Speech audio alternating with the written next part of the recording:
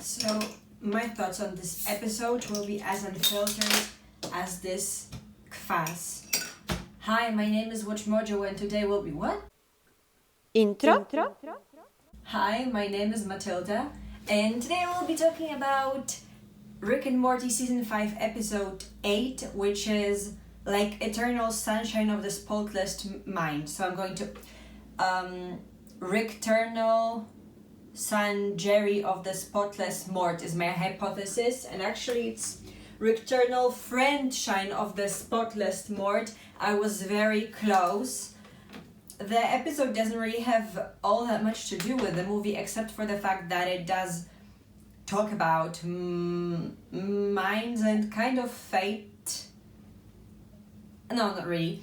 Because Eternal Sunshine of the Spotless Mind is a film about a couple who are maybe not fated to be together, but they are experiencing a very strong pull to be a couple. And here, it's a one-sided love story of Rick and Bird Person, everybody's second favorite after Evil Morty.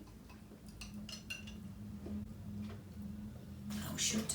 So this episode will be, as always, split. However, I don't think I can separate plot and characters, so I'll start with continuity in this episode and then I'll move on to characters / plot. I'll pick it up later. Anyhow, continuity. This episode definitely does not to contribute to continuity because most likely, no, I am lying. This episode very likely does not really contribute much towards the plot of the season, or at least that's what I wanted to say. But seeing how giant incest baby was alluded to and outright featured in the season, and everybody thought that it's just going to be a gag for one episode.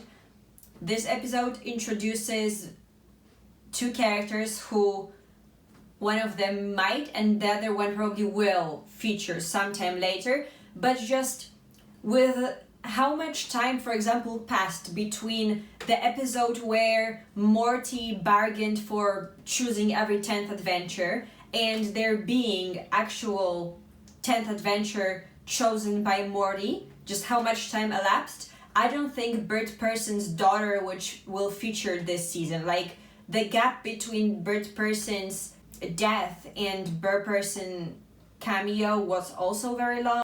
Actually not that long, I now verified, and after dying in season 2 finale, Bird Person features in season 3 2 episodes, season 4 2 episodes, and now season 5 quite prominently, so his daughter might also become more important. He actually features quite often. So I just don't think they will show Bird Person's daughter this season again, but I might be way off because incest baby. So yeah.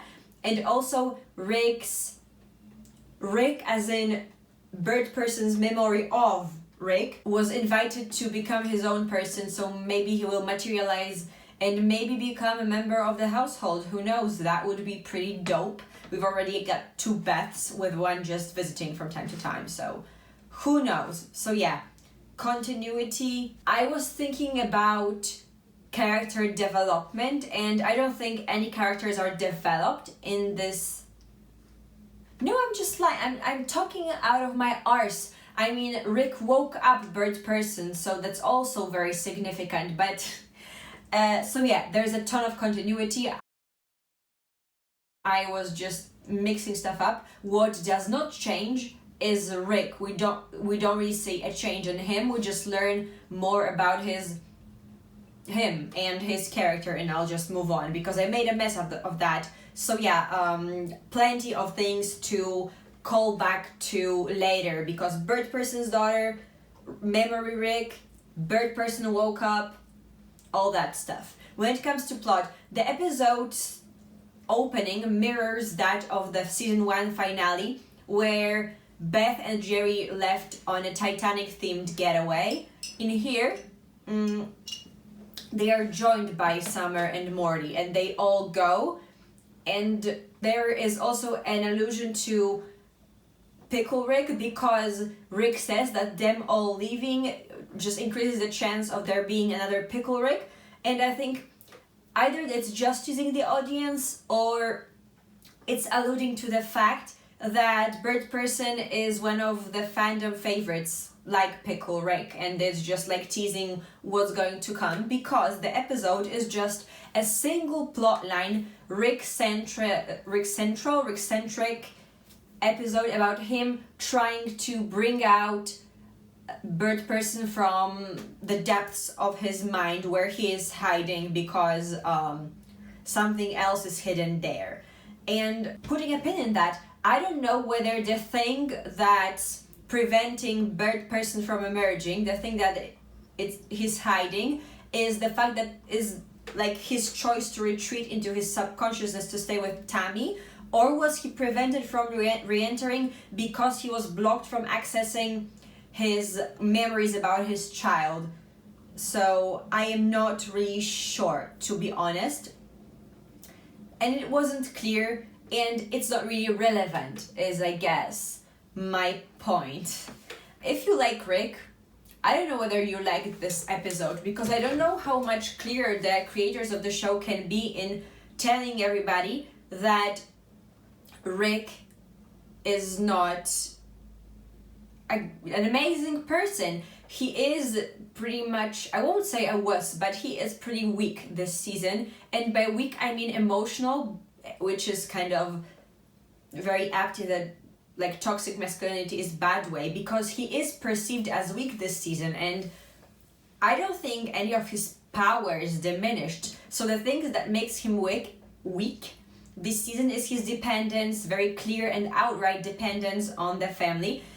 And this episode emphasizes that, because this episode shows that the great friendship that Rick has in his mind with Bird Person is pretty much one-sided. I mean, Bird Person hangs around and they did stuff, they have a past together, but Rick quickly imprinted on Bird Person and considered him his best friend, and he really loves Bird Person. Bird Person, I think, likes him fine. Here we see that Rick, despite being aware that it's not the closest of relationships that he has, still goes out of his way to save Bird Person. I don't think that season 1 Rick would have been capable of that. I think his whole story arc with Beth and cloning them, which he alludes to in this episode, all of that, all of these changes, and him being a family guy now, made him a person who's able to do that much and go that far for his friend. I think that's very much a result of the changes. But while the fact that he bothers so much to take him out of this mind prison that he's in, I think the relationship didn't evolve. And it couldn't have, because Bird Person was frozen. So while Rick evolved, Bird Person and his view of Rick didn't. And also, by the end of the episode, Bird Person is kind of validated in his perception of Rick, because Rick learns that Bird Person has a daughter and not only contemplates but doesn't really intend to tell Bird Person that he is a father until it's completely necessary, because he does not want to be abandoned, which was still a possibility because Bird Person is clearly able to walk away from Rick, while Rick not really. He really wants Bird Person to hang out. And their tension, it's funny because I don't know, well, okay, I don't have a hypothesis as to why, but can you tell that all of Rick's close friendships are decidedly homoerotic?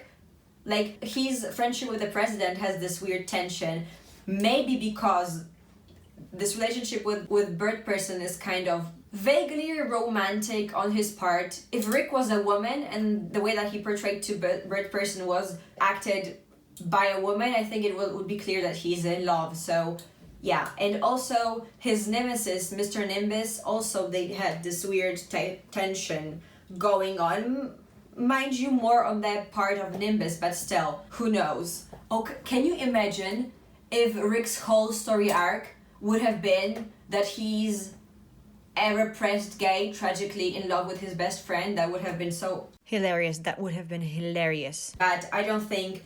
Okay, I think it's a good segue to discuss Rick's sexuality, because it's been stated multiple times outright that Rick has had relations with men, like in the, for example, train episode, when some of Rick's exes are men. When he meets with Unity, he also sleeps with male forms. So, but I don't think that the show is trying to make Rick an LGBT character or make any sort of statement. I think that the show is anti-homophobic at this point, because it's been in text stated a couple of times, like Summer and Rick beat up a homophobe in the Devil episode. I don't think Rick is meant to be an LGBT person. I just think that he's very highly sexual and he's supposed to be above such things as labels, which is in character, but I don't think it's going to be ever in text stated what his sexuality is. But, I mean, it won't be named, but what we can tell is that it's fluid. By the way, that's how I feel about Witcher. I think Witcher should be above labels and be an equal opportunity lover. But he's a Polish character, a bisexual Polish character. Written, no. I mean, it's never going to happen, but a girl can dream. So, anyhow, Rick, his weirdly homoerotic friendships, him really depending one-sidedly on Bird Person, and that's it for like the old Rick. We also get a glimpse of a younger Rick, or the way he is remembered by Bird Person, and that Rick thought that, well, war is cool and that Vietnam was cool. I don't really have much comment on it. I don't really know much about Vietnam, but I don't think I can say much about him, because at first it seemed like Rick matured more about war in terms of that one war that young Rick was very much excited for. But then we learned that the thing that soured that particular war for him was Bird Person rejecting him at the end of the battle. Not really much to learn there, though younger Rick doesn't want to turn out like the older Rick, and kind of acknowledges that his choices are going to lead up to Rick becoming the person that he is. I like that Rick said that I'm your fault to the younger Rick, which I really liked. That was a cool moment. And in general, the dialogues between the Ricks are really cool. The younger Rick is a bit more naive, a bit more idealistic, but while he's idealistic, he's more tough guy and less, I think, attached both to Bird Person and to other people, the way older Rick is. So yeah, that's it about characters. When it comes to the character of Bird Person, we see that he is just not involved emotionally into the friendship with Rick too much. He really misses Tammy. I don't really have much to say about him. I don't think he is a dick. It just sometimes happens that people unequally get involved into a friendship, and you make your choices. I think it's healthiest if you're more attached and involved than the other person to step back a little, not necessarily finish the friendship. But Rick in general has insecure attachments. Oh, younger Rick mentions that Beth is dead. I don't know what that means, but I did have a hypothesis that the whole family that Rick joined in at the first place was not his original family, so maybe that's confirmed. Not much to say, and that's the plot of the episode and the character arc. They are one and the same, and I think it was pretty well done, but I just don't care. I don't care about Rick. I don't care about his personality. Like, he's becoming more and more boring. I don't care what he feels like. I just don't care. I'm going to try to care. I'm going to psychoanalyze him, and I'm going to analyze his psychology, not psychoanalyze him, because Freud. Never mind. But I don't really know how I feel about this series as a whole yet. I might do just one video about the psychology of the show, but I don't know whether I'll be able to be arsed. So yeah, but still, please join me next week when we'll be discussing Season 5, Episode 9. Consider subscribing. See you later. And papa, you can check out my social media in the description box. below. And yeah, cheers.